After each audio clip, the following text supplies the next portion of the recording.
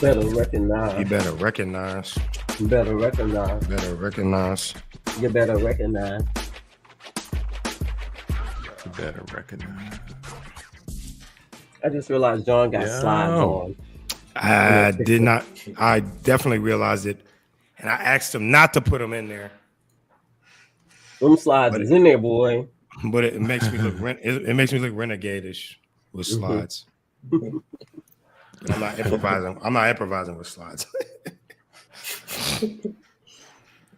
Yeah, John doesn't improvise with slides. John, Amici, Tandy, and myself, we do improv in Houston. We're a group called Can't Tell Us Nothing.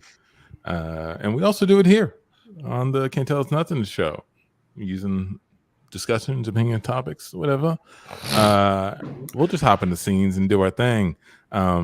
We got some shows coming up. We got a show this week on Thursday.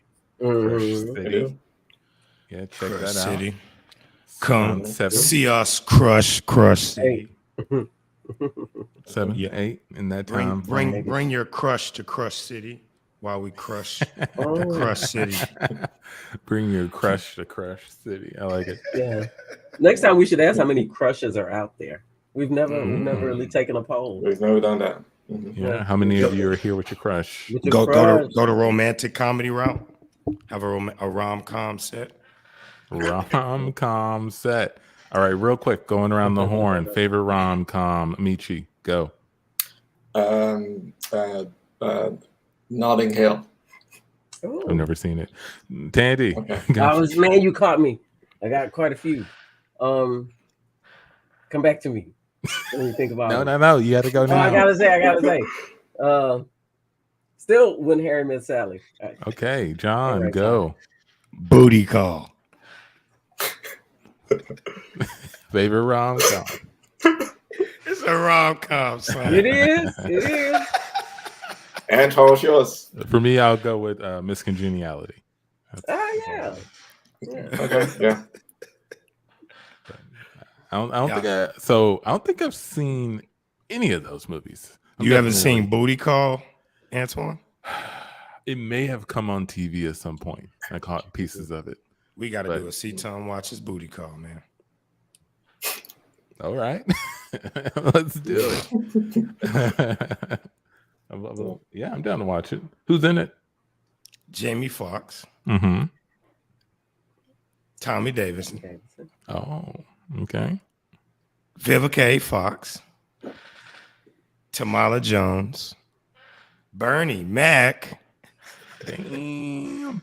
And from your memory, what is the plot of that movie? Jamie Foxx and Tommy Davidson are going on a double date, and they disagree on their views on relationships. Jamie Foxx character is like a one night hit it, quit it, that kind of job. Tommy Davis is about being all his girl likes class, etc. And and the booty call is more or less about the relationship you would have with a woman so that you could have the booty call set up. So they kind of explore sexuality and dating, which I think is really relevant now today. So I'm just saying, booty call, you know what I mean? Bring it back, son. People are sleeping on it. But it has one of my favorite scenes. One of my favorite scenes, and that makes me laugh to this day, with Bernie Mac. They go into a gas station to get safe sex devices, aka condoms, aka pro-choice. All right. Anyway, and of course it's like 12 or 1 o'clock in the morning, and they see this pastor in the church in the gas station, and he goes and he's like basically smiting them for buying condoms this late at night, because there's only one thing you're trying to do this late at night. And then of course, as he's doing that, his hooker walks in and asks him, "Hey, what's taking so long?" And right in front of him, and I've had not that situation happen, but the smugness. I've had a smug situation very similar to that. So I just think it was hilarious. All the OGs trying to shit on young guys doing the same shit. You know. So check it out. Booty Call. Okay. Yeah. Also, I'm changing my vote. I just did a quick search. I found 3 immediately that I like better. Eternal Sunshine of the Spotless Mind. Jerry Maguire. Yeah, it's wrong. Yeah. Jerry Maguire. And one that popped up that I didn't even think about, Coming to America. I think. That is sure a is a good rom-com. one. And I would probably say rom-com. Coming to America is probably number 1 for me as a rom-com, honestly. That's a good one. I forgot that was a rom-com. It's interesting. You did, because it is definitely a stronger comedy than your typical rom-com, right? Yeah. Like it doesn't necessarily. But it's a rom-com. Yeah. Does it follow the formula? It may follow the formula.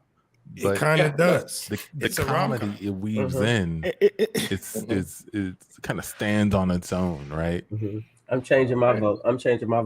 Well, I say the comedy pushes the story, but I don't think it changes. But Tandy, there's something about Mary. It is one of my top. It is one of my top 20 movies of all time. For sure. And that is definitely a rom-com. Yeah, that is hilarious. A lot of slapstick comedy stuff I still quote. I mean, I still like When Harry Met Sally, but yeah. Along Came Polly's up there for me. Really? I haven't found a lot of Along Came Polly lovers in my travels. I loved Along Came Polly. I thought what's his name that played his buddy? Philip Seymour Hoffman. That was the funniest character I've ever seen him do ever in my life. And that actually, I've seen a lot of his movies. That was where I liked him the most. And Let It Rain. But yeah. Why is there no category for drom-com? Like, we got the rom-com. I guess you gotta like. Why not? I mean, wait, rom-com. So rom-drom. Why is there no rom-drom? Rom-drom. Yeah, that's like that's Pride and Prejudice. That's like every other. That's the Notebook, right? romance. Isn't that the Notebook? I would say the Notebook is. That's the rom. It's a walk to remember. Yes, there you go. Drom. But drom-coms, there should be a drom-com for sure. Yeah, I think drom-com may be wearing the cloak of like dark comedy. For sure. I think maybe that. I would argue Forrest Gump could fall in there. As a drom-com? Kind of, yeah. Yeah, that one. Yeah. Well, Forrest Gump is known for its comedic stuff, but it's not really a comedy. That's so true. It's more of a drama about this coming. It's like not even a coming of age. It's more of like I don't even know how to place it, but it's definitely a drama because he goes through some challenges for sure. He loses the love of his life, ends up getting her back. And, she has her disease and stuff, but it's pretty emotional. Loses his best friend, lost his best friend. Took care of his captain, Lieutenant Dan. See, we need like a Blockbuster, so we'll know what section. And I think, like, I was thinking, like, where would Blockbuster put this? And I just remember in the Blockbuster. Yeah, I was gonna say it'd be in the Blockbuster section.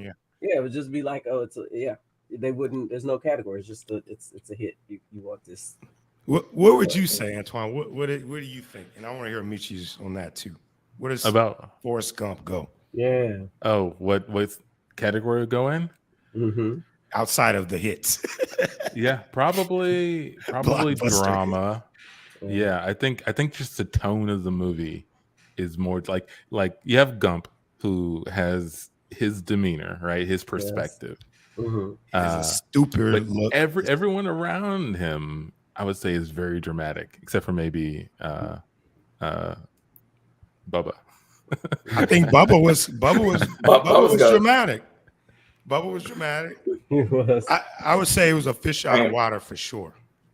Fish out of water. Yeah. So then isn't that a comedy then? That's a fish out of water. Like that's the character. But yeah, we're following this character through all the events of the second half of the 20th century, with his sort of different view on things that are happening, right? And his sort of different experience to maybe everybody else who's going through these things. So yeah, and yeah, he is like a fish out of water in all these situations. It kind of is a comedy in that sense. It definitely, it definitely has comedic elements. I think that's why people like it, because it kind of rings the bells both. The premise is so dope, but the fish out of water story is so compelling that you end up sitting through that movie longer than you probably thought you would. And it's a good movie. It's a legitimate good movie. And Tom Hanks still had that background of comedy, right? Bosom Buddies. That's what I first saw him, and all these other comedic movies. And then, you know, he becomes this huge star. And so you're like, how do I take this guy? You know, I've been laughing at him. Money Pit.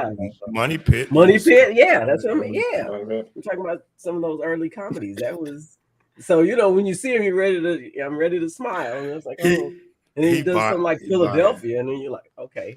Whoa, right? Like, yeah, man. He bodied Forrest Gump. Like, yes, that, like, you could, I agree with like the Tropic Thunder. He would have went too stupid. It would have been too hard. He had like a superpower. He could just like relentlessly overcome anything, you know.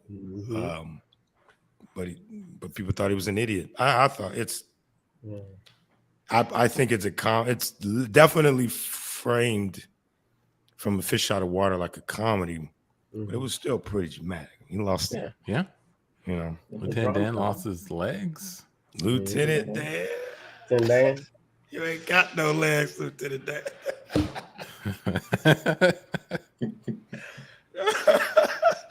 Oh shit, I love that. But you ain't got no legs, Lieutenant Dan. No. Lieutenant Dan. He killed that role too, Lieutenant Dan. I like how they show all of his family dying, and it started back at like the Civil War. Like everybody in his family died in the wars of America. And it's a patriotic in a sense, but it's also absurd that every man in your family dies in the American War. To me, was hilarious. Sorry. We only remember the funny. I mean, we remember the movie, but we quote the funny parts. We talk about the funny parts.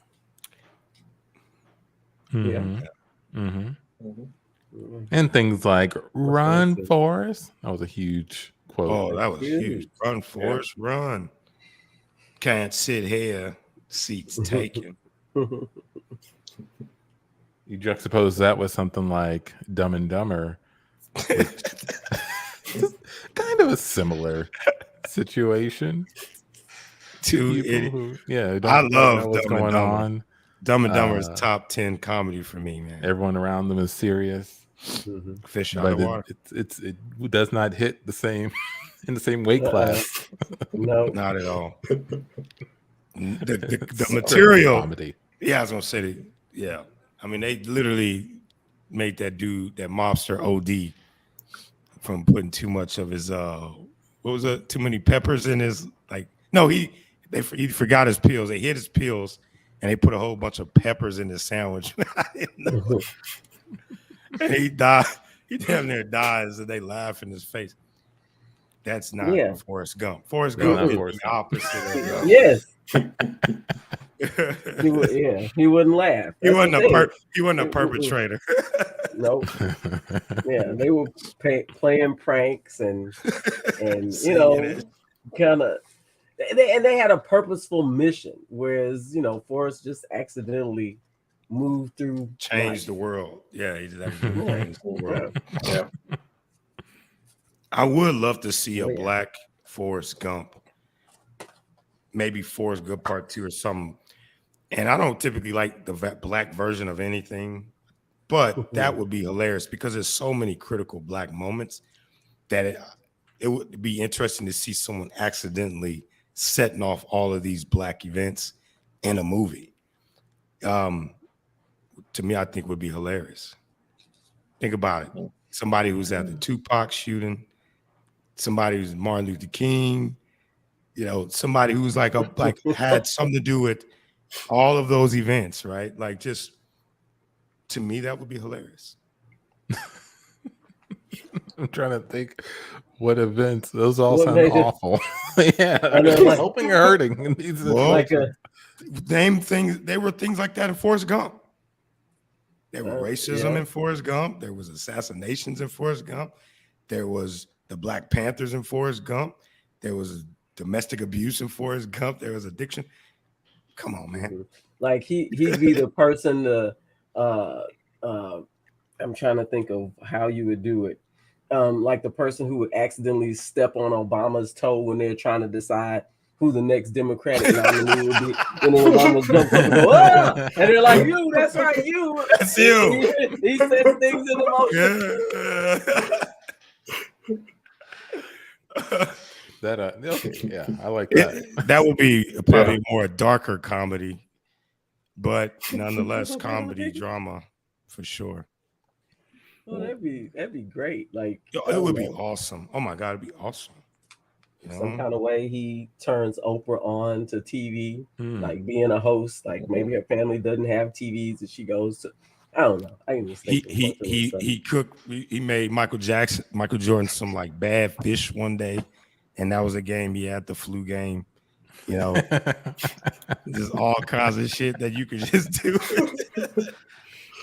Well, Michael, he was supposed to wire the Pepsi commercial a certain way, and it fucked up and caught Michael Jackson's hair on fire. My gosh. Yeah. You know, like, it was so many events you could do, you know, that in Black history, because there's so many figures in Black history that nobody knows that are significant people in history that would be a funny way to share Black history in a satirical way.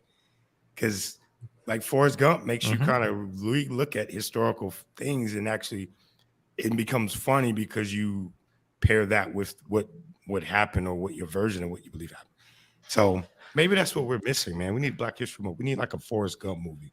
I never actually watched these movies, but is that essentially what happens in the Bill and Ted movies? I don't know. I've never watched them either. Do they go back and change anything, or I thought the whole goal was just I thought they went back in time or something. They did for the I can't remember. It's been a long time since I've seen any of that. All right. Well, then let's just shoot for Forrest Gump then. Forget the Bill and Ted movies. Well, back in time, remember, he just told a story about his life. Yeah. This is just him telling a story. This isn't him going back in time. No, yeah. It could be like just a guy in a barbershop that everybody just doesn't talk to. He comes in, and then one day he just finds out this guy was a significant piece of almost every major Black moment in America. Yeah, then we'd have to chart out those major Black moments. In time sequence.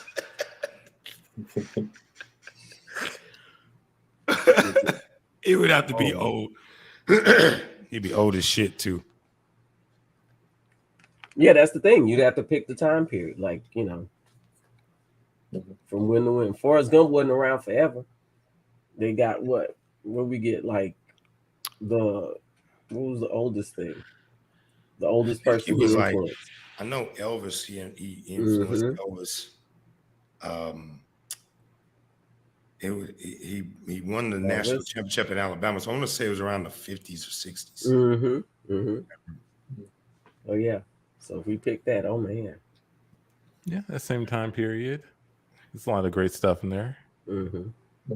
I mean, his daddy and granddaddy could have also been like people that triggered certain like things and before his time. You could kind of dance on that, you know. Yeah, say it up for the sequel. or the prequel. The prequel, yeah. Yeah, man. Well, yeah. I was looking for that Beyonce lyric that got banned. Anybody know what the lyric was? I don't know all the words. I tried listening to the album, but it was raining really hard, and it was really noisy in the car on the way back from my vacation. So It was a dance hall for sure, but I wasn't listening to a lot of the words. But I'm like, damn, Beyonce got canceled. No, She got the. She didn't get She canceled. didn't get canceled. She got blocked. Oh, she got blocked, but she fixed it. Yeah. She changed it. What did he say? I don't know. What word did she use? Yeah, what was the lyric? She used the word spaz. She used the like word same with Lizzo. Yeah, same as Lizzo. What is spaz? What does that mean? It's yeah, I'm learning about this as well. Yeah, it's in it's a colloquialism related to a spastic a type of paralysis or cerebral palsy. Yes, it's spastic. Yeah, like people, there's a type of cerebral palsy which is called spastic something. But anyway, it's just the way the body moves when a person is having a spasm. It's the derivative of a spasm. So it's that. And so, you know, a word that people have just generally used to describe certain things, we're finding out is offensive to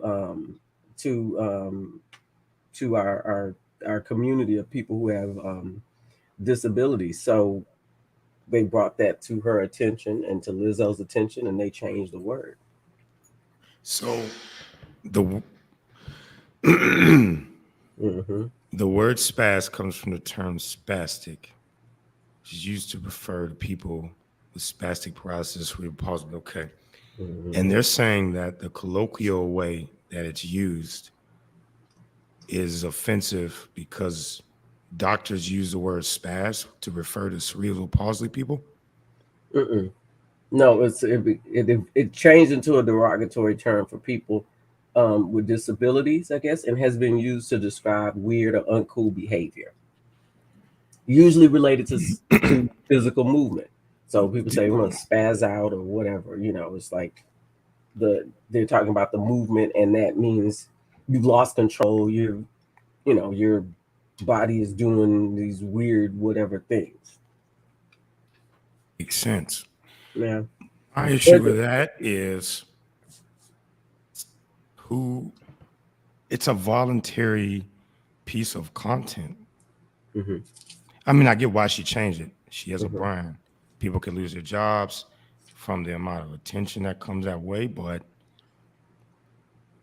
there's a lot of colloquial terms that people use in an artistic fashion. We're not going to go back and remove all these derogatory words from movies. We're not going to go back and remove derogatory terms from books. We're not going to go back and return. Like, we're not going to do that. So, you know why? Because people are going to say, well, don't go see the movie, don't read the book. But music, oddly enough, does have an extreme culture. I don't like that as a choice. I think there's a mediation point, in my opinion, right? Like, I'll never forget Aaron McGruder, when he first came out with the Boondocks, they brought him on, like, I need to find the article or the interview, but it was like, I don't know if it's CNN, but they brought him on some news channel. They were like, oh, Aaron McGruder, we want to talk to you about the derogatory words you have in the Boondocks, which anybody who's ever seen the Boondocks, one could say the words in that show are very derogatory, but they're no more derogatory than, I would say, South Park. They brought him on, and they're like, why do you use the word nigger so much, Aaron? And he was like, I don't use that word. I say nigga. And it's because that's how the people in these communities communicate. They understand, like you said, the colloquial cultural context, and it's authentic. Well, like, aren't you afraid that blah, blah, blah, blah, blah? And he's like, well, it's on Adult Swim. So I'm doing the best I can to position the content in a way that the right people can have access to it. If a person like me snuck out of bed to go watch the Boondocks, you know what I'm saying? You know, like that's some level of governance that has to be mediated with the parents.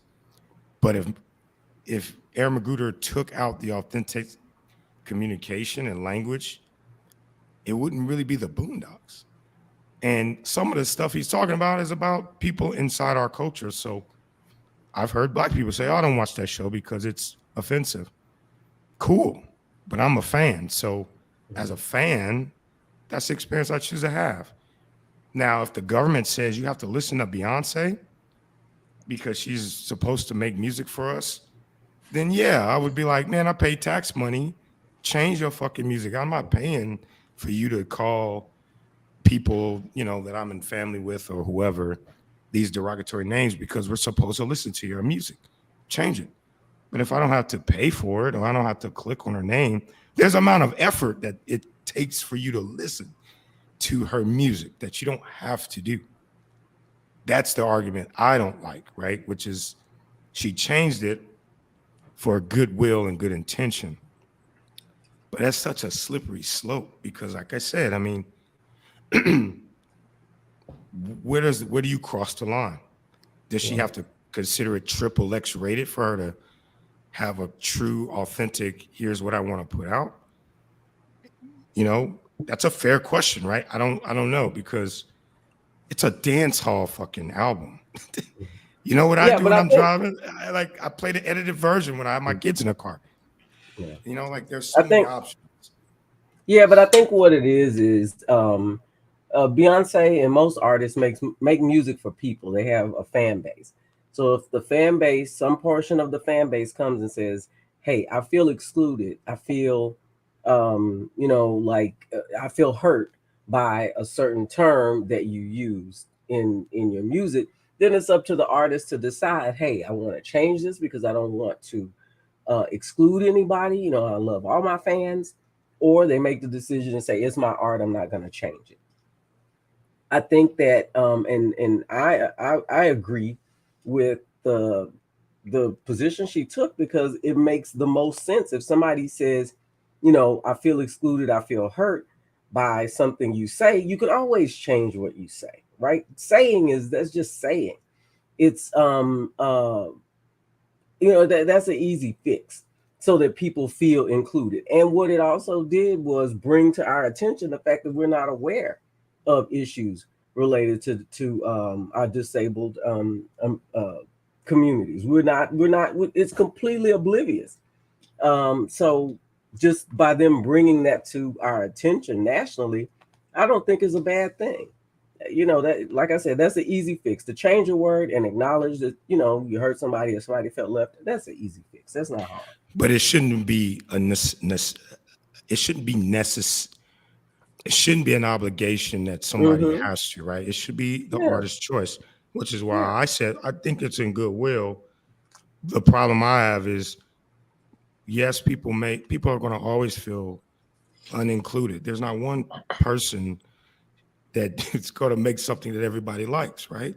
And you know, my question is, how much of that is on the person and their own reconciliation of their feelings? I'll give you an example. Fox News. Now, to your point, right? Their fan base probably doesn't care about the offensive nature. The ones that do ignore it if they say anything offensive towards their demographic. But people complain to them all the time, right? And some of the stuff they say is provably, you know, not fact and extremely, you know, I would say callous, right?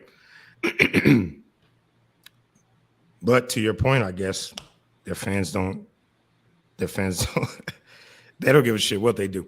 My thing is, I agree with her. I think you should. If you are the person that feels like I missed on that, there's something to be learned from, I don't have a problem with it. And I don't honestly think everybody needs some money to change because you feel some kind of way. There's always going to be knives and rocks and mean people. Yeah, but if they come from an individual, you can be like, eh. But when it comes from a community, what do you do, right? Because that's a community of people. That's not just one person. I asked him how much does this song truly impact their life? None. But if their goal is to try to change people's perceptions and people's exclusionary practices, then their fight is against anything that makes people think that they're not included or that sets them apart or makes, kind of makes fun of them. They are, that's their battle. They don't want that. They want a life where they're included. I So agree. they just pick it up. I know. I Fight. agree. My thing is there's no line. There's no line. I feel like you said, in the ableist community, there's definitely a need for more visibility. Those people have very clear challenges, and they don't get as much attention as a lot of people. The flip side, I don't know if that's just the right way to do it, in my opinion. I mean, like I said, I mean, I have to listen to Fox News. I have to listen to all these channels do exactly those things to 50% of the country. Yeah. And I have to deal with it, right? I can educate individually. I do think it's dope that you can have reach of a person like Beyonce, and she will listen to you, and she wants to meet you halfway. So I do love that about her. I'm always in the beehive. And of course, I didn't read the article. Yeah. I don't know. I think I'm always going to I'm always going to lean to the. It doesn't feel like it's sort of equal. You're saying. Yeah, we can get one person to do this, but we can't get other people to do the same thing if they hurt people. Exactly, yeah. And I know that's not the ableist community's problem. I'm speaking of this like as artists ourselves. Comedy, I would say, is very interesting. Like I remember, never forget Patrice O'Neal interview. He says a lot of offensive stuff, but one thing that I completely agree with is he says like a good joke and a bad joke comes out of the same process. You don't know what something is until it meets somebody who goes, that's a bad joke, right? And then how many of those people do you have to meet in order for you to truly accept it as a bad joke? If 100 people say this is a good joke, but you have one person who feels left out, and emotionally offended, right? Like, how does an artist maneuver through that? I mean, maybe that's just too much of a question, but my point is, if I think we can solve there, then the other issue of like, how do you uniform it across the board? How do you make somebody, not to jump off, but I'll give you another example. Remember the comedian that he said a bad joke about Kobe Bryant. I don't even think it was a joke. I think he just left on a ridiculous, hurtful comment about Kobe Bryant dying the day he died, and he talked about all the women that he so had some alleged, the situation he had back in Colorado. And I remember thinking about that because somebody was like, you know what, John, that goes against your rule, right? You're offended if you said something about Kobe Bryant as a joke. I was like, yeah, but that's not a joke that anybody he would have met. Like that 99% of the people he would have talked to would have said, why the fuck are you talking about this when Kobe Bryant died? And of course, that made me realize that there are exceptions, right? We're dealing with people and feelings and how people react, right? It's very touch and go. Of course, he got kicked off social media by the people on social media. And now he's back touring, but it left me to really think of myself and go, okay, if I want to write something I think is funny, if it's a bad joke, then there's education I could learn from it to make it better or make what I'm trying to do better. But what if 98 people say it's funny and 2 people say it ain't? What do I do? And what if those 2 people are very important people, right? Like, what is the matrix of an artist pushing the green light and standing firm? And when is it when they should back off, right? Like, to me, it doesn't seem clear.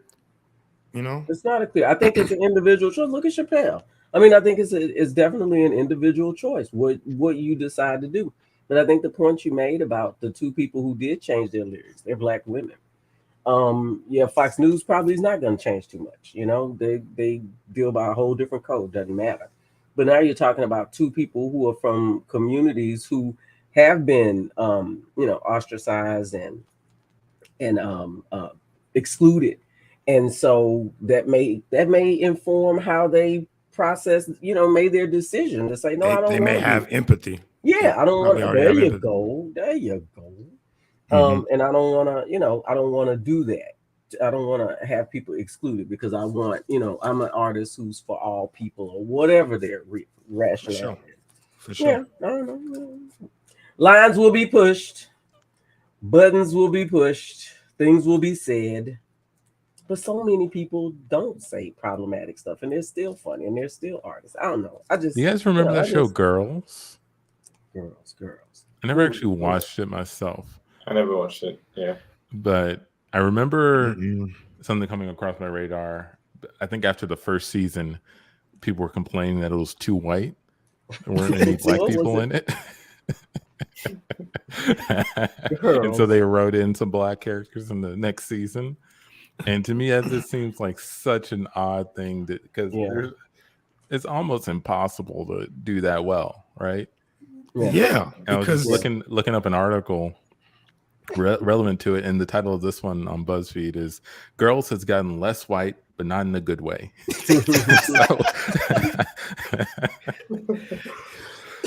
And that's true, right? Like that's another nuance. Mm-hmm. Let's say I switch the lyric in the song, but now the song sucks, and then you shit on me for making a bad record.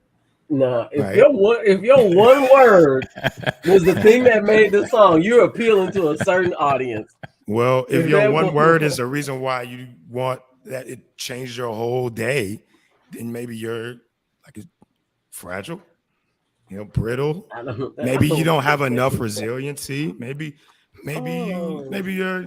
There's a lot of things it could be. It doesn't necessarily be, hey, I'm left out. Include me. And that's what we should do. Sometimes, like the Dave Chappelle thing, they didn't even really watch the special, and they were complaining about his topics. Oh, Dave Chappelle has empathy, and he chose not to change, and he chose to take a hard stance against them. And now they're probably, well, at least the people in that demographic who are against him, they're probably going to always do a little dance, But and you have someone like Gerard Carmichael, who's taking a hard stance against Dave Chappelle for doing what Beyonce and Lizzo didn't do, right? Which is change it and back off. I think there's a problem with that. A lot of the complaints, they couldn't have watched his actual content to have a legitimate disagreement. So, like I said, it could be, let me read this one word. It says spaz, but it could have been, I spazzed on a beat. Should I change the fucking lyric of spazzing on a beat? Because some people would say, yeah. It's easy. And some people would say, yeah. And I would say, no. That's the right word I would have used. We cut to there you go. I love it. Perfect. Good. We cut to a break room in a workplace. Hey, John, can I talk to you about something real quick about this poster you put up? Yeah, I got about 5 minutes. Sure. So I know this is for the company billiards night, but on the poster you call it cue ball night, and some people in the office, they're a little uncomfortable with that term. They're uncomfortable with cue ball. Cue ball. Yeah. What makes them uncomfortable? Well, as you know, that's kind of how you refer to bald people sometimes. So people are kind of joking around as only bald people can go to it, or you got to shave your head to go to it, or you're going to confuse bald people for the ball. There's all sorts of things going on. And so I'm just thinking, let's just change the poster. Just change the poster to a different, maybe call it billiards night. Oh, well, if I'm correct, I heard you say that people were making fun of other employees about this. Has HR been included on discussions on those? Because I don't think making fun of people is something we tolerate here. It has nothing to do with my poster. Well, your poster is kind of sparking it. You see, they wouldn't have done that if you didn't put this word or these words on your poster. So I think if you change the poster, that's going to spread the news to everybody in the office that they should stop acting the way that they're acting. Well, there is a cue ball in billiards. So, yeah, I know. Are you saying that we can't play with? I don't think you put it on there like with ill will or malintent. Like, I don't think you're looking to make fun of bald people, but that's what's happening. My dad is bald. My wife is bald. Maybe you should. My kids are bald. I mean, I'm the only one that has hair in the house. I showed them when I finished it on my Mac last night, and they were like, "That's awesome." I mean, the people are offended. Can I at least hear from myself? Hey guys. Sorry. See the place to cool up for a minute. There's a lot going on out there on the floor. Yeah, man, you look a little flustered, man. Yeah, I mean, people are really getting fired up about this poster you put up, John. Not me personally, I think it's okay, but I'm kind of in the middle of it because I'm bald, and I'm pretty sure like a war's gonna break out if something isn't done soon. People are just getting real heated about it, on both sides. Well, John, you better change that poster. Is HR anywhere in the building today? I mean, if there's going to be a war, two things that should probably happen before my poster. There needs to be some citations with these employees causing this, and there may need to be security or the cops, because I mean, it's not propaganda. We're going to have billiards night, right? Yes, we're having billiards night, and there are going to be cue balls present, right? Sure. And I'm not talking about I'll bald men. I'm talking about the balls that you actually got to hit. I mean, what if I call it sticks and balls night? Does that mean that all the people who don't have penises and balls are going? Well, I mean, that was your other poster, right? That was the other poster. Yeah, you had it out in the hall. Yeah, I see you've gone through a few different versions of this poster. I wanted to capture as much about billiards as possible, because look, people don't even know what billiards are. Like, you hear billiards, they don't know if that's what that is. So I wanted something that could make even the most elementary person know what it is they're going to do, and they go cue ball. Oh, cue ball, yeah, that's the ball you hit pool with. Oh, sticks and balls. Oh, you could hit. Oh, excuse me, y'all. Hey, John, look, I saw that poster in the hallway about sticks and balls night. Or can we wear lingerie? I mean, I don't want to be in my suit and have to break it all the way down for the sticks and balls night. Hey. Why do you think lingerie is needed for sticks and balls? Sticks and balls. I know what that means. I know what's going down, John. I didn't know you got down like that. You swing? Oh, I'm sorry, Antoine, to meet you. I didn't know y'all was in here. I didn't know you got down. I didn't even know. Excuse me. I think you are misunderstanding the poster. What? The sticks and balls is clearly there's pool sticks, and under them there are balls for the pool table. What are we missing here? I don't see any. John, this is about that. Yeah. See, look at this poster. It says cue ball night. You know what a cue ball is, right? Who you talking? It's a ball man. I'm talking about sticks and balls, John. I bought a bunch of Plan Bs, baby. I'm ready for we cut to billiards nights, a bunch of bald dudes and women in lingerie hanging out. John, I don't think this is what you intended, right? Like, no, it's not what I don't understand what was so hard to understand about. I put fucking images on the poster. I put an 8-ball, a cue ball, and a stick. What? I don't get it. See ball guys walking around with their head colored like pool balls. Crashing into each other. And scene. I get it. No misunderstanding. Hey. Everything's left to misinterpretation. Yeah. Sticks and balls. I got my plan B, baby. Sticks and balls. Yeah, you probably can't put that poster up in the office. Probably not. Yeah. You should. Someone should. Just. I had no idea that was offensive. I just want to be as clear as possible. That's what I call it where I'm from. Yes. Oh, geez. No, man. I told Tandy the story, but I'll share with you guys. I'll share a short, quick. So, I had my first. I would say, like, I'm not gonna say this. I when I go on visit, like when I go in public with my daughters, I have to take them in the restroom with me if they use the restroom. And when I was back home, we had a situation where we walked in to the restroom at McDonald's, and there was a guy laying unconscious in the restroom. Now, what's interesting about this was he was naked. So like my kids saw everything, you know. Jeez. Yeah. And I believe he was like out from like drug overdose and stuff like that. Now, the crazy thing is when I walked in, I was trying to, I knew my daughter saw it. And of course I saw it. I saw him as soon as I walked in. I was like, oh shit, I saw something on the ground. I was like, oh, you know, looks like a body. That's literally what went across my mind. It was like, there's a body on the ground. And I have my daughter's hands in my, like both their hands. And I look down and looking at them, and my 5-year-old sees them. And my 3-year-old is kind of like, you know, she's clueless.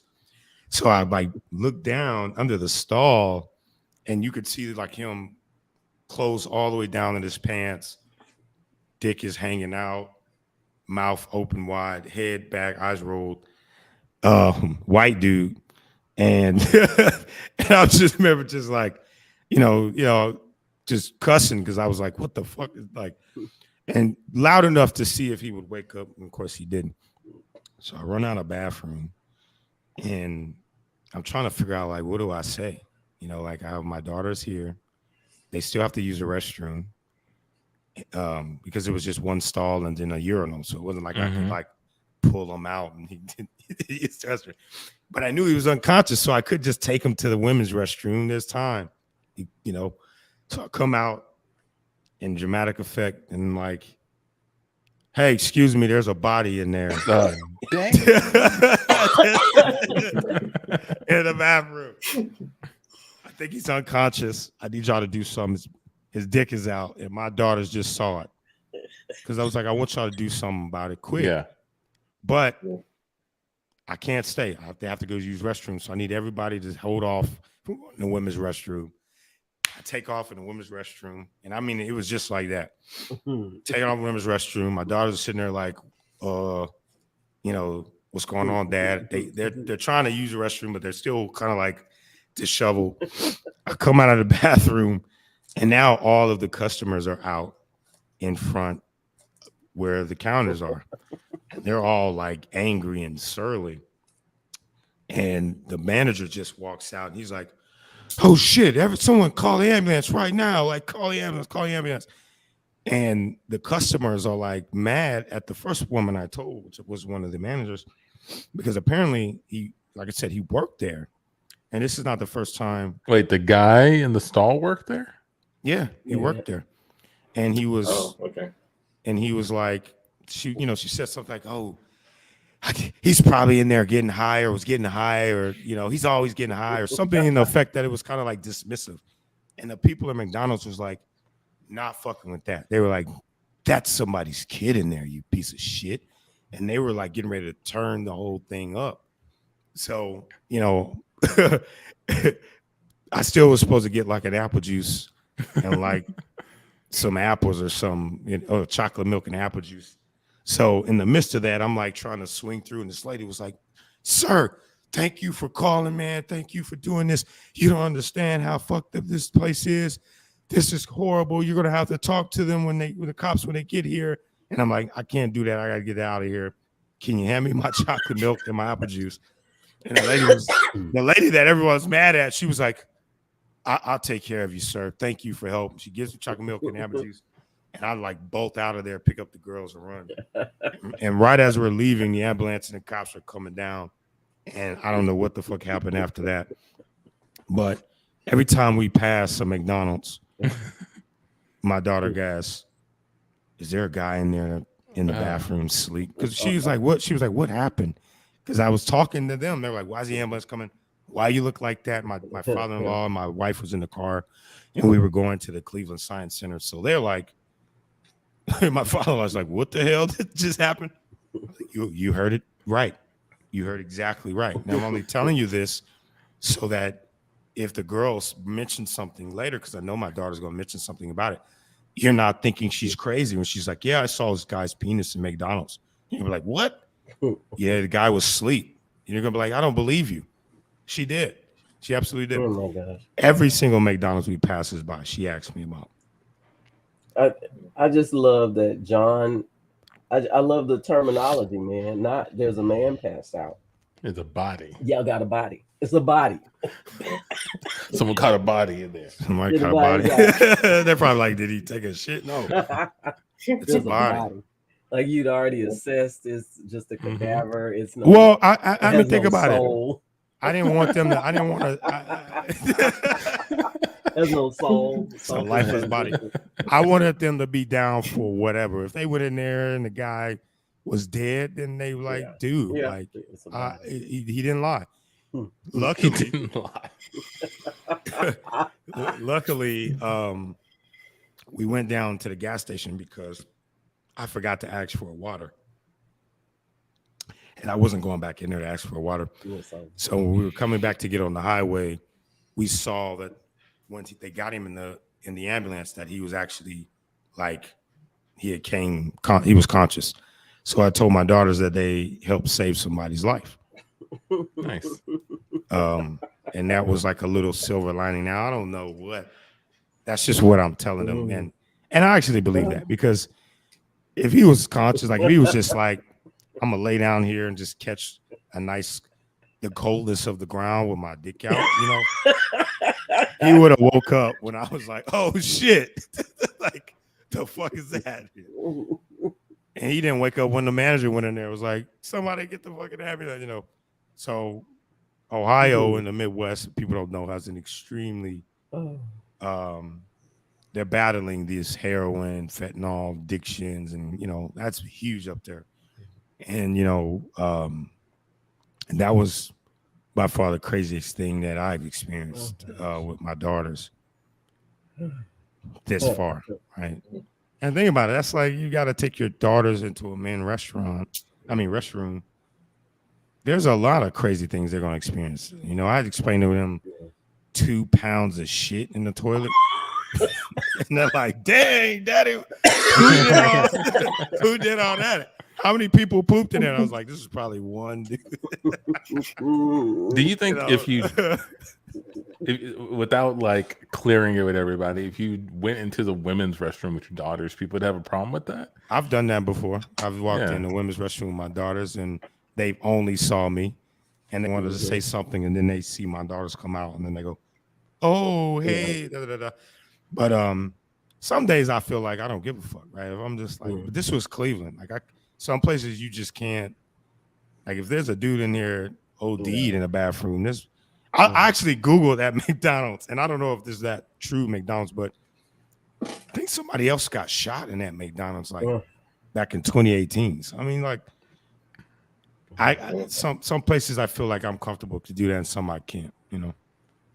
I just love that John continued his quest for what he went in there for. It's like, you got this problem, but I still got a problem. Got 2 girls that's got to pee, and I still need that water, chocolate milk, and those apple spices. It was like, you know, it's like a list of things. Hey, there's a body. Yeah. Here, but I just got to. She need a couple of things. Can I get some more salt on these fries? Yeah, I was like, you're doing a little checklist. Body on the floor, Bad. All right, few things, guys. My favorite. The No. inspection is over. I got a couple of notes. Yeah. I mean, think of it this way. If I went back to the car and they were like, well, because the McDonald's messed up the order. We went through the drive-through and they messed the order up. They didn't give us chocolate milk, apple juice, or the water. So that's the reason why I went in. I wouldn't even have had to experience that if they wouldn't have messed with me. We cut to a burger place that has like police tape around. Sir, sorry, you can't come in here. We're still investigating the situation inside. I have to come in, you guys. I just came out of drive-through and they gave me a small fry instead of a large fry. They just gave that to you right now? They shouldn't be serving anybody. It was like 10 minutes ago. I was in my car checking and I just realized that, hey, this is a small fry. Here's a receipt. Like, I don't need to see a receipt. I'm just saying I don't work here. I'm a police officer, clearly. And we have a bit of a situation inside where talked to a couple of suspects. There's been a murder. So, oh shit, there's a murder. So I would say just go on home. Well, and was the fry cook murdered? No, the fry cook. So are they still in there? So I can still get the fries, and I don't understand why I can't go in if he's still in there. But well, they're not serving anyone, sir. It's just why can't they serve? Sorry, sorry. I'm the manager here. Thank you, Detective Smith. I appreciate it. Appreciate your help. Keeping customers out right now. But this man did come through the drive-through, and I like to send my customers away happy. I don't want them being sad when they leave. That's right. You know who's probably sad? That body in there lying on the cold floor. I disagree. For some reason. I know. He's probably not sad if he's dead. I mean, he's neither sad or happy. He's probably sad in the afterlife about being dead. He's probably not worried about you and your small fries. You have bigger fries to cook here. Anyway, sir, I would like to take care of your problem. As a show, good faith that we are normally, we're going through something right now. We want to, take care of our customers. So no, I understand. You got a lot going on. Well, you can't do anything right now. We shut down the kitchen. We can. But there was some fries already under the heat. There's always extra fries on the heat lamp. Just pass it over, Detective Smith. If you just pass it over to the customer, this bag of hot fries. Hey boss, you want me to? Should I go outside and do the "I'm sorry" dance and "We love you" customer? We do that every time our customers are dissatisfied with our service. To try to make it. I was going to ask about that. Yes. There's been a loss of life here. There's no need to be dancing. We already got a crowd forming. We don't need anyone dancing around this crime scene. 1, 2, 3. Sorry, ba-dun-dun-dun. It's all that we can say. And Customer's always right, son. And and that story, kind of similar to this, right? You can think of it two ways: as McDonald's giving customer service in the midst of a catastrophe. Mm-hmm. Right? They finished my order, even though there was a body. There was an unconscious man. Are you ever gonna go back to that McDonald's? I would. I would take my kids. I would go back to the drive-thru. I don't know if I would go back. Go back to the drive-thru because it's too much. Once you found one body, the chances of finding two probably go up. Yeah, I think that's statistics. That's the statistics for sure. Well, it is for our group. Antoine found the body. Well, we just talked about that. Now, John, fortunately, yours was a soul. It was a human. I saved him. We saved him. Him. I like to think that. Yeah. I saved him accidentally, and yeah. All right. Well, we'll go ahead and wrap it up there. If you guys want to save your Thursdays, come out to Crush City. Check us out around 8:00. Look that up on Facebook. And then if you are in San Antonio on Saturday, sold out workshop. Yeah. Saturday Night Live. My Four Dads. Yes, live. I'm so that. excited to do it live. I keep thinking about it in the context of online and Zoom. What's it going to be like to really do a show? You guys should come out and see. Yeah, for sure. Yeah. Until then, we'll go ahead and get on out of here. So for Tandy, for John, for Amici, for myself, Can't Tell Us Nothing show, everybody.